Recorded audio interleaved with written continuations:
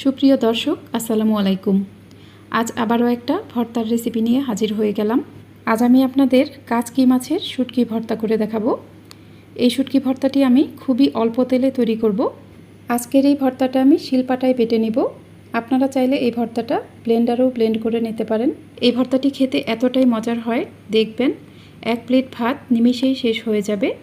চলুন তাহলে এবার রেসিপিটি দেখে নেওয়া যাক। এর জন্য আমি এখানে 100 গ্রাম পরিমাণ কাচকি মাছের শুটকি নিয়েছি। এই শুটকিগুলোকে আমি খুব ভালোভাবে ধুয়ে নিব। এর জন্য আমি এখানে পর্যাপ্ত পরিমাণ পানি দিয়ে দিলাম। এই শুটকিগুলোতে কিন্তু অনেক বেশি বালি থাকে, তাই এগুলো খুব ভালোভাবে ধুয়ে নিতে হবে।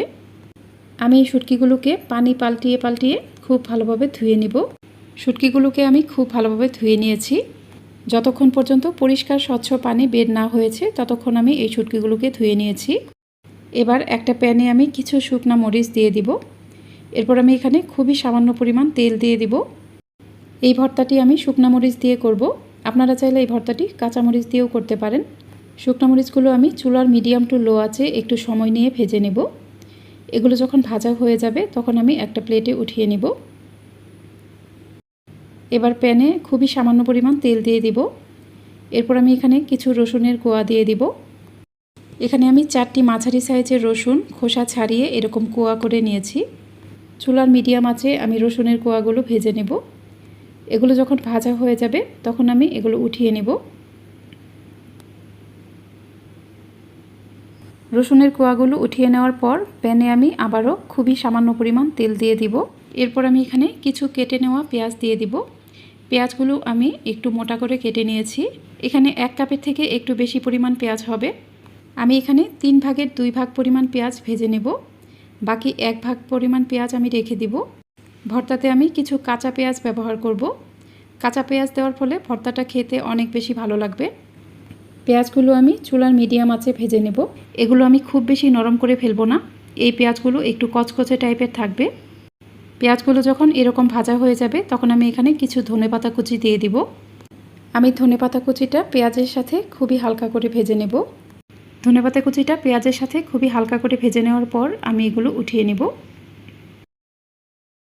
এবার প্যানে আমি 2 চা চামচের মতো সয়াবিন তেল দিয়ে দিব। এরপর আমি এখানে শুটকিগুলো দিয়ে দিব।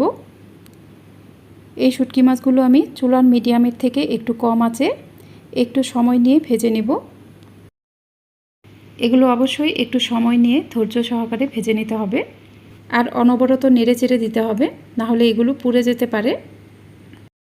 শুটকিগুলো অনবরত নেড়ে চেড়ে নেওয়ার ফলে যখন দেখবেন শুটকির কালারটা কিছুটা চেঞ্জ হয়ে গেছে এবং অনেকটা মচমচে হয়ে গেছে তখন বুঝবেন এগুলো ভাজা হয়ে গেছে। দেখুন শুটকিগুলোর কালার কিন্তু অনেকটাই চেঞ্জ হয়ে গেছে। এখন আমি চুলাটা অফ করে দিব এবং এগুলো ঠান্ডা করে নিব। আমি এই ভর্তাটা শিলপাটায় তৈরি করব। আপনারা চাইলে এগুলো ব্লেন্ডারেও করে নিতে পারেন। প্রথমেই আমি শুটকিগুলো বেটে নিব। এগুলো কিন্তু খুব মিহি করে বেটে নেওয়া যাবে না। এই শুটকিগুলো একটু দানা দানা থাকবে। শুটকিগুলো আমি 2 বার বেটে নিয়েছি। দেখুন এগুলো কিন্তু একদম মিহি হয়ে যায়নি, একটু দানা দানা আছে। আপনারা যদি ভর্তাটা ব্লেন্ডারে করতে চান তাহলে প্রথমেই শুটকিগুলো এরকম আধ ভাঙা করে নেবেন। এই ভর্তার ক্ষেত্রে শুটকিগুলোকে প্রথমেই আলাদা করে বেটে নিতে হবে। এবার আমি এখানে কয়েকটি ভেজে নেওয়া শুকনো মরিচ নিয়ে নিব।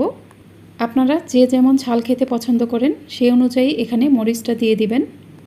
এখানে আমি স্বাদ অনুযায়ী লবণ দিয়ে দিলাম। এবার আমি এগুলো খুব ভালোভাবে বেটে নিব। আমি এগুলো 2 বার বেটে নিয়েছি। এবার আমি এখানে ভেজে নেওয়া রসুনগুলো দিয়ে দিব। রসুনগুলো আমি 2 বার বেটে নিব।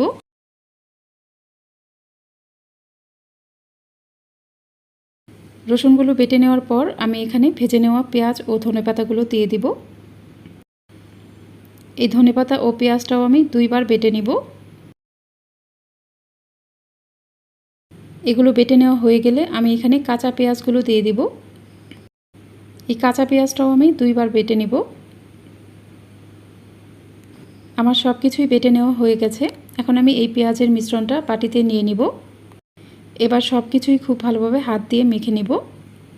আপনারা চাইলে এটা চামচ দিয়েও মিশিয়ে নিতে পারেন, তবে হাত দিয়ে মেখে নিলে এই ভর্তাটা খেতে অনেক বেশি ভালো লাগবে। আপনারা চাইলে এই পর্যায়ে এখানে কিছুটা সরিষার তেলও দিয়ে দিতে পারেন, তবে আমার কাছে এই ভর্তাটা এইভাবে খেতেই বেশি ভালো লাগে। ভর্তাটা ভালোভাবে মেখে নেওয়ার পর আমি এই ভর্তাটা একটা প্লেটে সার্ভ করে নিব। দেখুন আমার কাচকি মাছের শুটকি ভর্তাটা দেখতে কতটা লোভনীয় হয়েছে। এই ভর্তাটা খেতেও কিন্তু অনেক বেশি মজার হয়। এই ভর্তাটা খেতে এতটাই মজার হয়, দেখবেন নিমিষেই এক প্লেট ভাত শেষ হয়ে যাবে। আশা করছি আমার আজকের এই লোভনীয় কাচকি মাছের শুটকি ভর্তাটা আপনাদের কাছে খুবই ভালো লেগেছে। যদি ভালো লাগে তাহলে অবশ্যই আমার চ্যানেলটি সাবস্ক্রাইব করে পাশে থাকা বেল আইকনটি প্রেস করে দিবেন। আর যারা এই ভিডিওটি ফেসবুক থেকে দেখছেন তারা আমার ফেসবুক পেজটিকে লাইক ও ফলো দিয়ে রাখবেন। আজ এ পর্যন্তই। এরপর আবারও হাজির হব নতুন কোনো রেসিপি নিয়ে। সে পর্যন্ত সবাই ভালো থাকবেন। আল্লাহ হাফিজ।